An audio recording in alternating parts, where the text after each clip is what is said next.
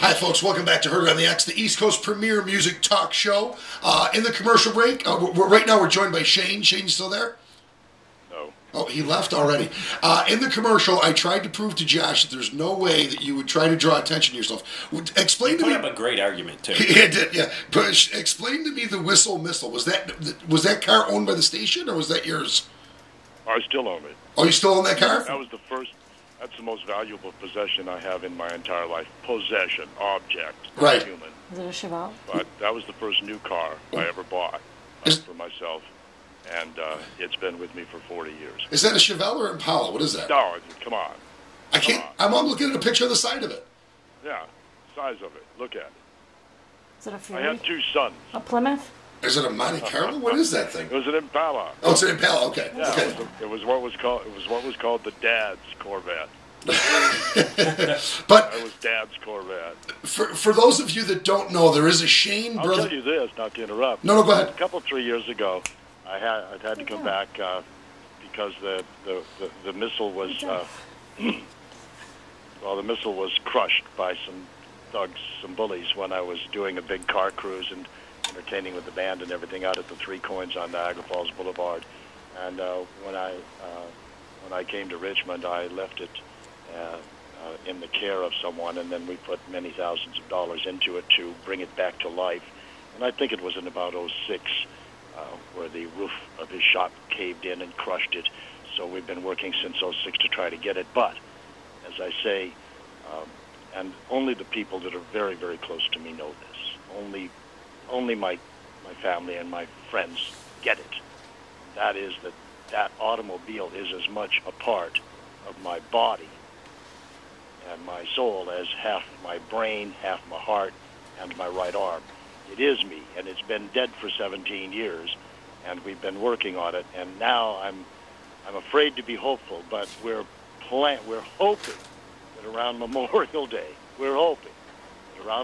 Day, on Niagara Street, in Buffalo, New York, the 427, the Whistle Missile is going to rumble to life, and the two of us are going to just come right up that ramp, and we are going to blow some rubber up Niagara Street.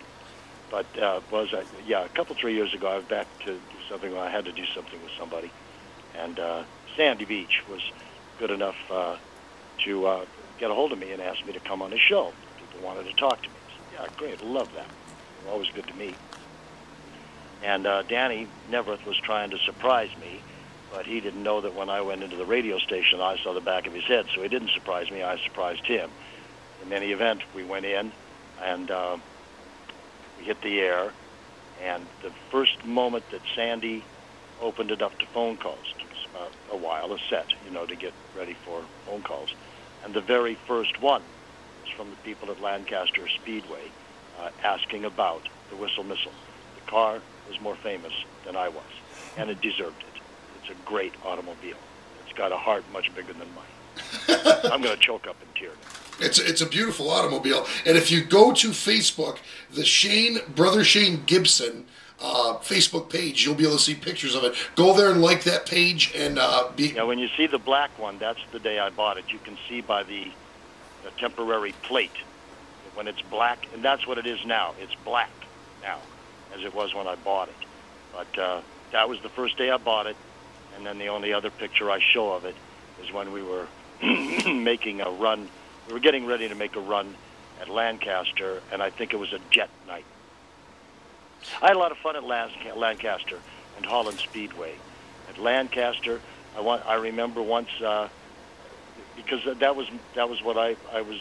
That's how I earned my extra money. My voice was so distinctive that I couldn't do commercials like other announcers could do to supplement their income, and none of us were wealthy, so we had kids, etc., etc. So that's why I used my entertainment skills, if there were any, to bring people out to places. And we would sell out Lancaster and Holland every time we went there. But I decided one night they weren't getting really big attendance when they'd hoped that they'd have a demolition derby and that would fill it.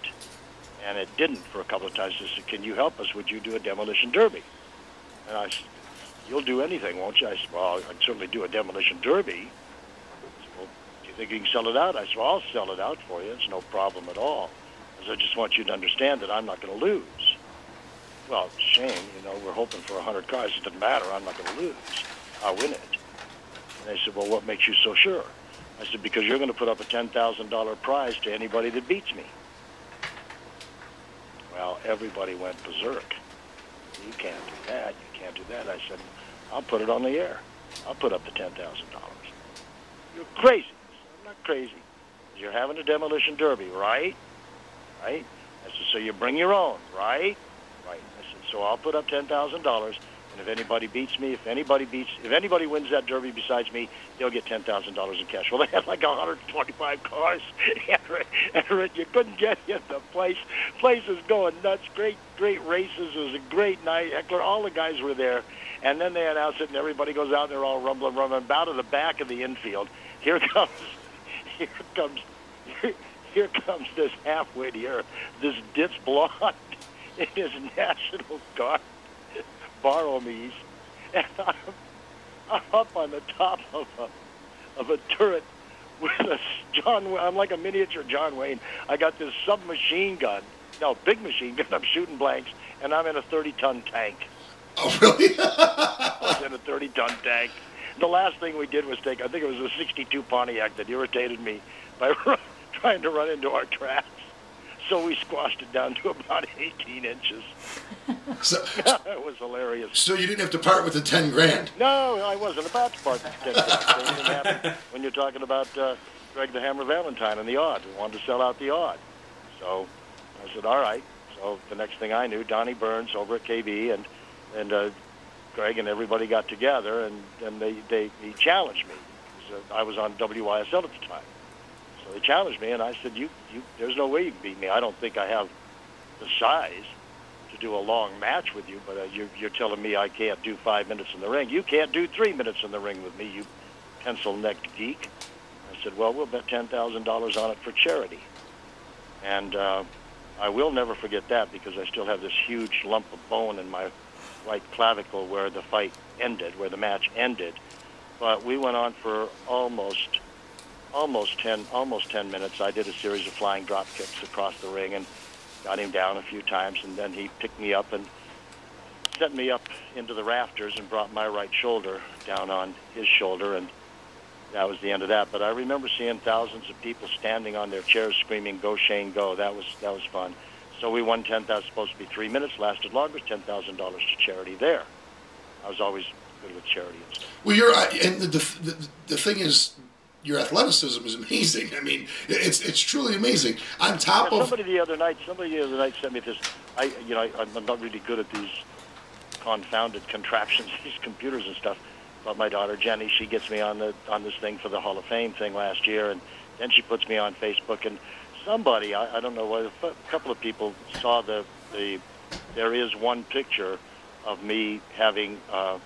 I went underneath his legs, came up his backside, crawled up his back like a squirrel, wrapped my legs around him, and then I put him into a face lock so he couldn't see, and he backed up trying to break me in the corner, and that's the picture that you see on my Facebook page. And long story to make it short, geez, I can ramble, I hate to yammer. No, you're fine. But anyway, that picture was just before the end of it, and these people were commenting the other night on this Facebook. They said, "Where did you get those guns?" I said, "Wait a minute! I won 5 bodybuilding championships. What do you think? You think I don't? You think I'm not a healthy guy? You think I don't understand that." And you still. My father was a champion. I was raised athletic. You were a championship boxer. You were a championship boxer. You competed in Mr. Great Lakes and Mr. Buffalo. In which case, I got first in only one of those. I took second in the other. So first in one, second in the other. But they were for old men. Remember that. But you still were. It was over 40, correct? That was for over 40. Yeah, the last time I competed in bodybuilding was a few years ago. And I competed in the over 40, and I stopped after that because of the PGA. I needed to be lithe. I needed to be more flexible. And in order for me to bodybuild, I'd have to, because my metabolism is so high, that I would have to take in 5,600 calories a day. Wow. And in order to get up to 180, 185 pounds. but I didn't use any drugs, so I could rip. I ripped nicely, and that made me okay. But the last one I did, I took second, but I was 53 years old. So all right, we're gonna talk about where your athleticism brought you in where your life is at now. We gotta pay homage to Rupert Murdoch and Fox News right now. So stick around, folks. More Brother Shane when we come back on the other side.